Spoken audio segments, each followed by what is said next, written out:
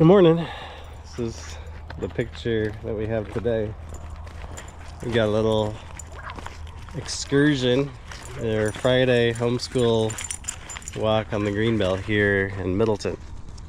So, sorry, yesterday I had a walk and talk, but didn't actually get recorded because this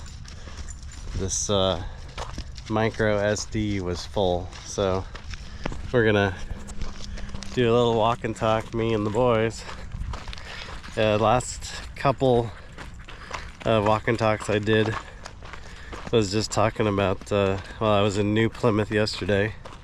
I'll do a different one in New Plymouth because New Plymouth is such a cool little town, and you'll see next week I'll be able to do another walk and talk in New Plymouth. But now we're at the Greenbelt. This is the Boise River behind me over here. Just you'll see it up here as we go. But the boys love coming out here because it's real wild, and you'll see quail. And we ever see turkeys out here? Once. One time there's turkeys, yeah. This is Ezra. Say hi, Ezra. Hi. Yeah, Ezra is. How old are you? 3. He's 3. Good job. Not Sebastian. Hi. This is my walk and talk. I'm 6. You're 6. You held up 6 fingers. Good job. Hilda. Calvin, how many fingers do you have? Enough fingers for your age? You're running out of fingers. In 6 months, I'll be 10.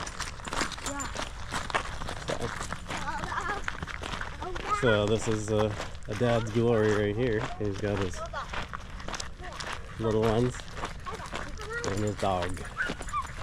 This is my old dog. She's born in 2013, the snowstorm of 2013, and brought to my house by my brother-in-law. So she's 13 years old now. This November. You know, Hilda's gonna be 13 this year, so we celebrate her becoming a teenager. All right. Well, it's important to introduce this part of my life too. That these little guys, I wake up in the morning and sometimes they go off to school, but we do actually more homeschooling as well. And but on Friday mornings we always attempt to take the boys along, and we go on a walk, a little hike here, and we have a few other spots we like to go on a hike as well. So if you, oh, whoa, that's interesting. Yeah, he's alive too. That's like it's not a swallowtail, but that's don't step on him, please. He's alive. If you touch him, he might take off.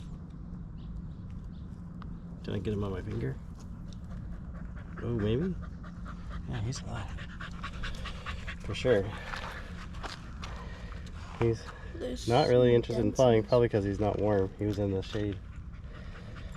So, I think this isn't a monarch, this is a, oh, no, is he dead? Oh, he's alive, he's alive. It's a viceroy. See how he's like kind of pointed towards the sun? We'll put him in the sun, I bet he'll wake up. He's just not very warm.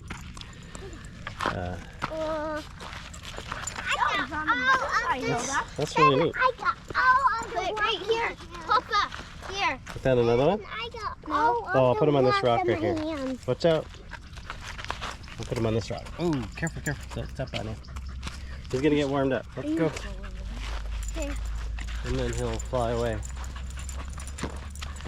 So, well, there you go. Or if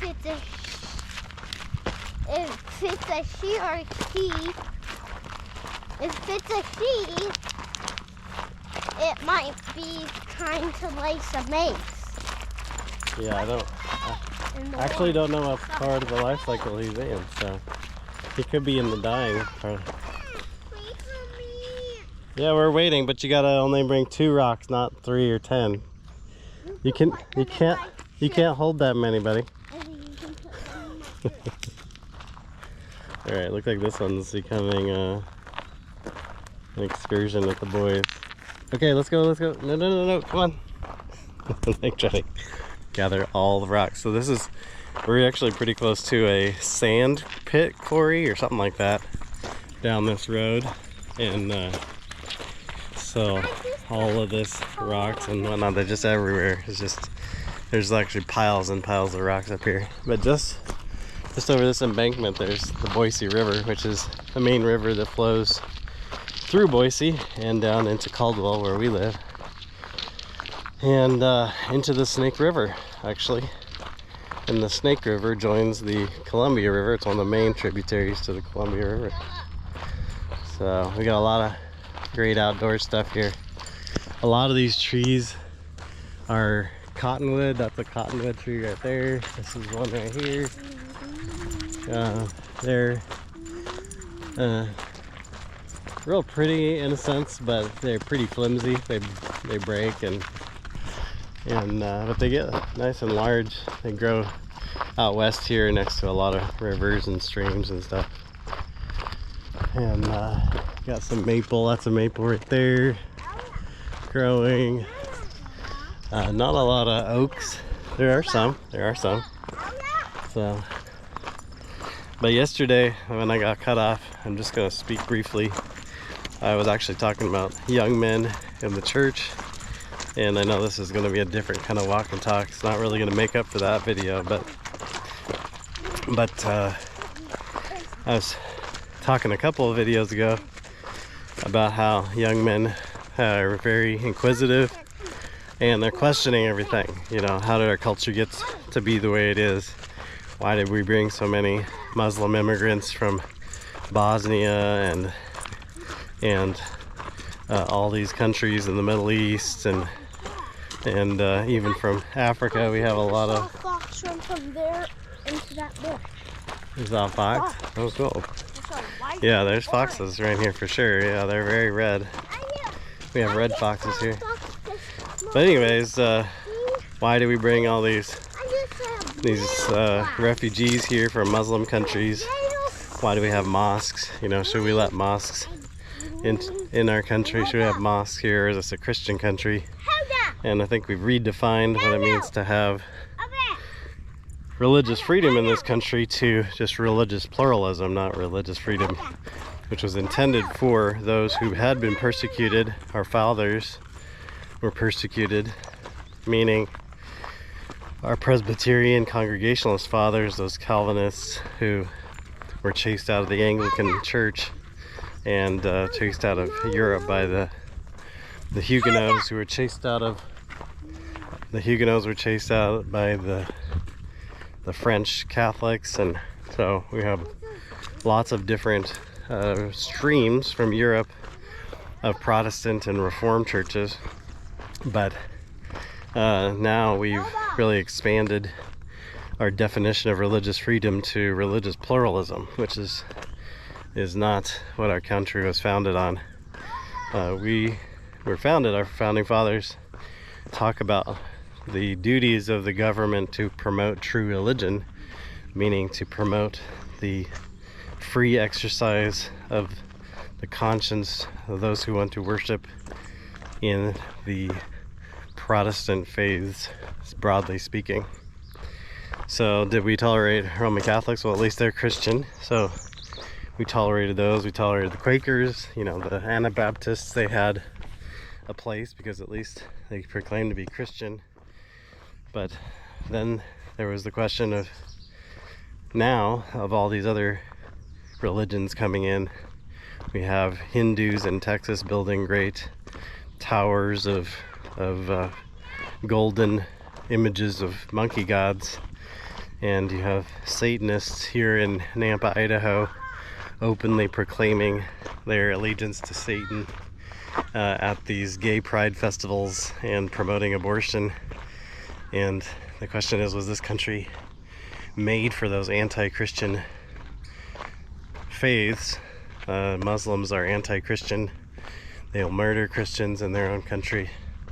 And so I think the answer is this country was not made for those people. We should not have those people representing us in our legislatures. I don't care if they come from a Muslim area of Michigan. Those people do not belong here. When you come to a country, you should always assimilate. And I think there was maybe a false presumption that bringing Muslims here, we could have them evangelized and assimilated. But when you put people in ghettos, which is what happens, they don't intermix with Americans and they don't get converted. And so you end up with what we have in France with the Algerians who are Muslim burning down Paris. You end up with what we have in Berlin with the Turks, the Ottoman Turks who are taking over Berlin, and the German dalliances during World War I actually, and World War II with the Ottomans turned out to be a bad alliance. And then thirdly, we also have in England all the foreign influences. You have the Pakistanis who are Muslim overwhelming the British, because I'm pretty sure the British Empire extended into Pakistan. So do we have a track record of having good results with converting and assimilating Muslims? We don't. They practice Sharia law, they practice child concubinage, and there's just nothing. I'm sure you can find moderates in those systems, but there's just really no good way for cultures to live side by side. I'm not talking about Chinese food and eating exotic foods. I'm talking about religions, different systems of morality informed by different cultures. You have to assimilate to the American culture if you're going to live in America. I'm not even talking about races. I'm fine with all different skin colors living here. You just need to learn the language. You need to conform. This is the expectation in pretty much every other culture, that you would learn the language, that you would conform to the culture. This is how Europeans expect people to live in their countries. Europeans still expect this. But here's a stark contrast. Look what Europeans do when they go to places like China. In Hudson Taylor's day, Hudson Taylor went to China and he started the China Inland Mission. And what did he do? He conformed to their culture, which is because that is what we expect people to do in our culture. He expected the same thing to be effective, and it was. It was effective in reaching the Chinese by Hudson Taylor choosing, and his partners in ministry chose to dress with shaved heads and long pigtails. Of course, they were Westerners. They were Christians. They were preaching the gospel. There were some critics of that, saying that we should have been westernizing them. But what they were doing was, in a Western tradition, they were assimilating to the local culture. And could the Chinese have used some of the culture of the West? I mean, obviously we've seen that they have. The Chinese have now assimilated their economy and their way of dress to Western standards. But at the time, it was not so. So anyways, this took quite a bit of a different turn. Last time I was talking about the Reform Zoomer, or whatever his name, Redeem Zoomer, I think it is. Not Reform Zoomer, that's a different one. And so I want to get back to talking more about the young men in our society and how we have an opportunity to capture the zeal of young men for the church and for truth. But we also have an opportunity to squander it. So God bless you, and I'll talk to you in the next one.